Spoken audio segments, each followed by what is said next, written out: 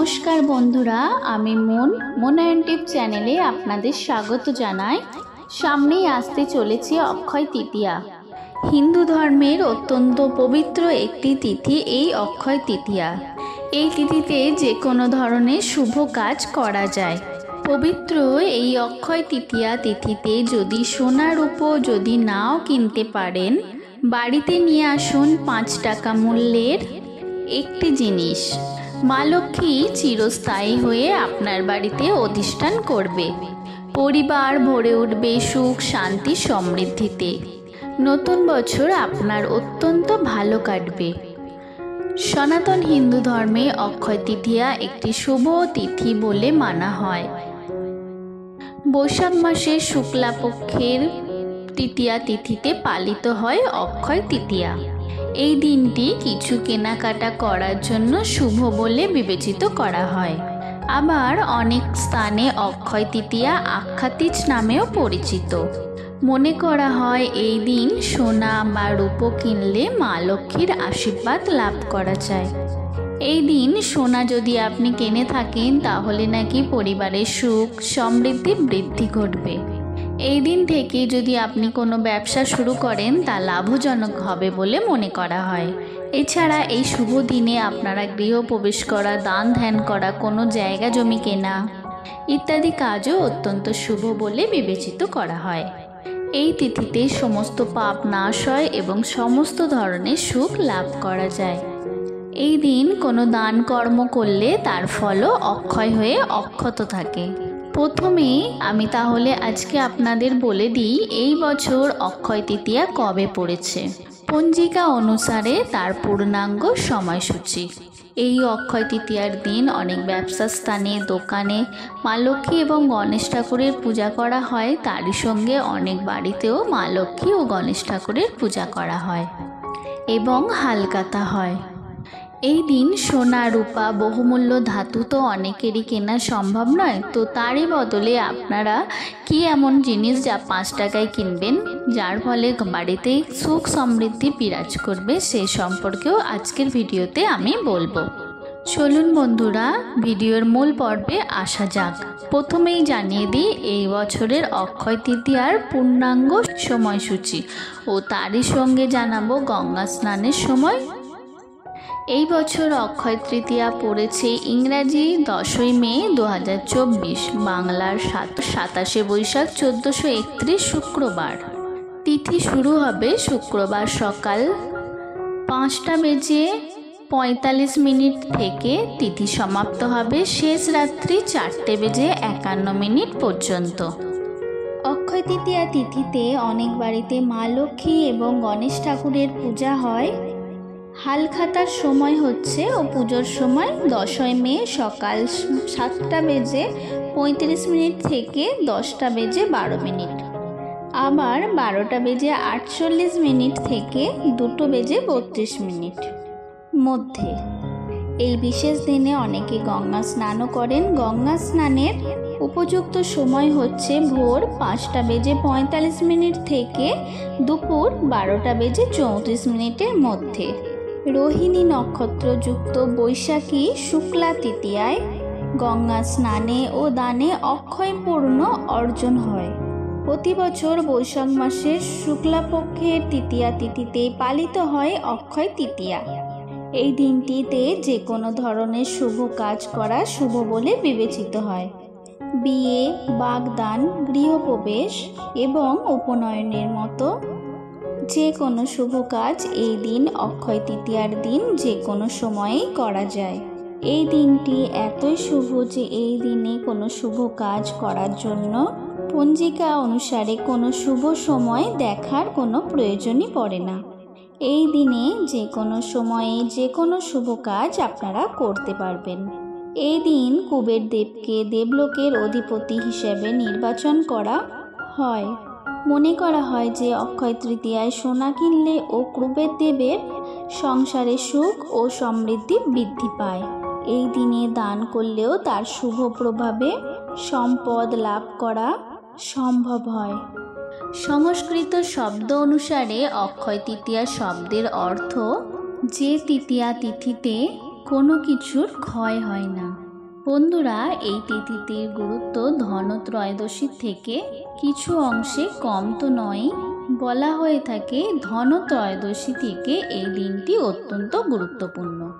এই দিনে কোনো ভালো কাজ করলে তা অক্ষয় ফল লাভ করা সম্ভব হয়। আপনি যদি আপনার কোনো শুভ কাজ করার জন্য উপযুক্ত সময়ের জন্য অপেক্ষা করছেন, তাহলে এই অক্ষয় তৃতীয়ার দিন সেই কাজটি সম্পন্ন করে নিন। মনে করা হয় এই দিনে সোনা কিনলে মা লক্ষ্মীর আশীর্বাদ লাভ করা হয়, কারণ সোনা একটি বহুমূল্য ধাতু, আর এই সোনাকে মা লক্ষ্মীর প্রতীকচিহ্ন হিসেবে মানা হয়। মা লক্ষ্মী দেবীর আশীর্বাদে জীবনে আসে সুখ, শান্তি, সমৃদ্ধি। জ্যোতিষবিদরাও জানিয়েছেন এই অক্ষয় তৃতীয়ার দিনে সোনা এবং রূপো কেনা অত্যন্ত উপযুক্ত। এই দিন অনেকেই দামি ধাতু অথবা জিনিসপত্র কিনে থাকেন।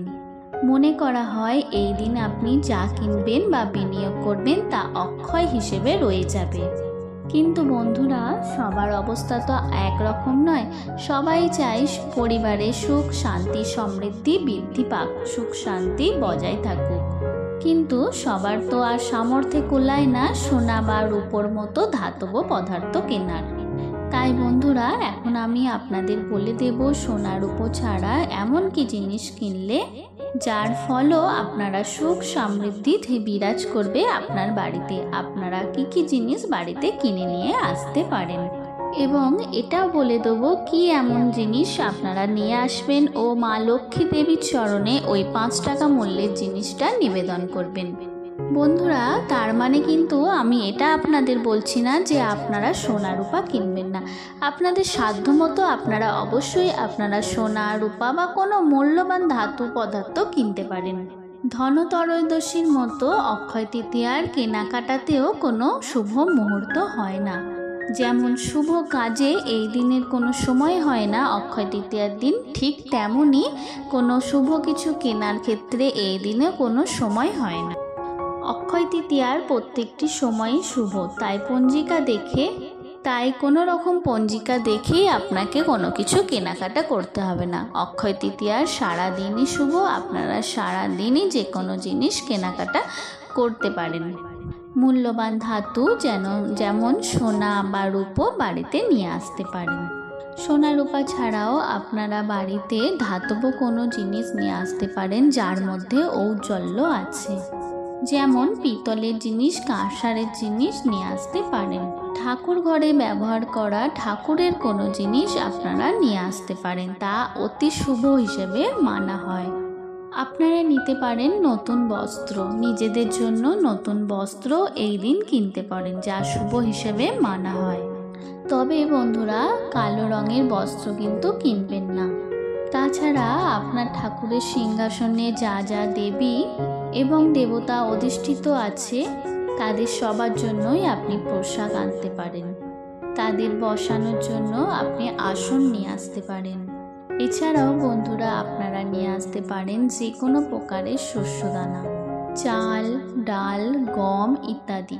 হ্যাঁ বন্ধুরা, রান্নাঘরের জিনিসপত্র অক্ষয় তৃতীয়ার দিনে আপনাদের বাড়িতে আপনারা নিয়ে আসতে পারেন।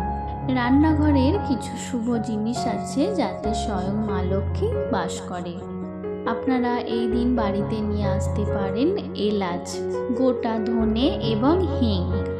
এছাড়াও জলের পাত্র কেনা অত্যন্ত শুভ। যদি আপনাদের সামর্থ্য কম থাকে বন্ধুরা, এখন যেহেতু বৈশাখ মাস চলছে, জলের পাত্র বাড়িতে নিয়ে আসতে পারেন। বৈশাখ মাসে জলও দান করা, জলের পাত্র কেনা অত্যন্ত শুভ হিসেবে মানা হয়, আর যা অত্যন্ত পূর্ণ ফল লাভ করা যায়। আপনারা মাটির বাসনপত্র এই অক্ষয় তৃতীয়ার দিন নিয়ে আসতে পারেন।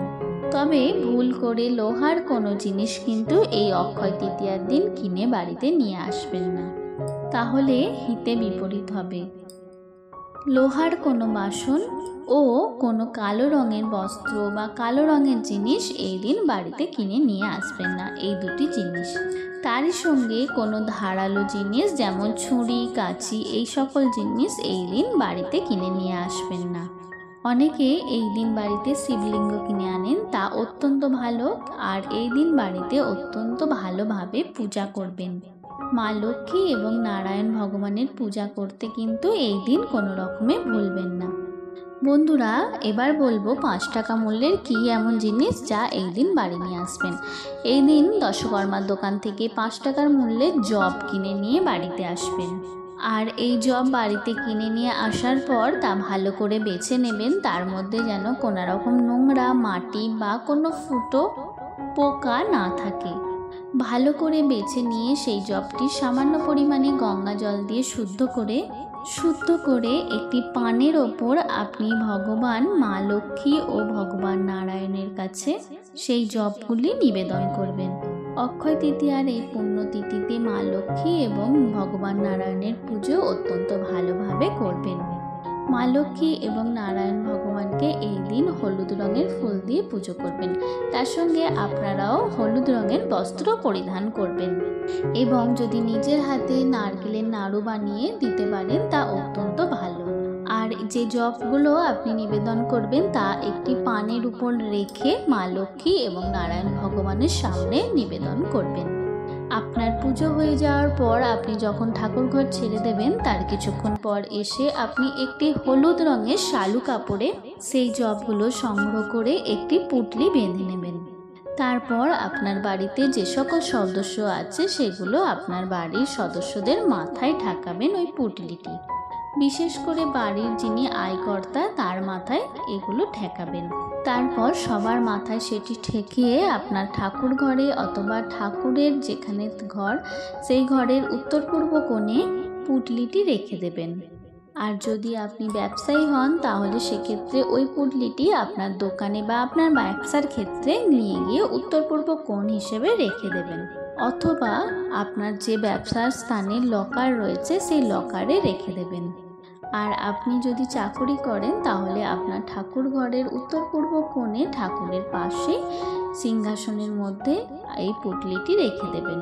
বন্ধুরা, এই জিনিসটি আপনি 1 বছর ব্যাপী রেখে দেবেন, অর্থাৎ সামনের বছর অক্ষয় তৃতীয়ার দিন পর্যন্ত।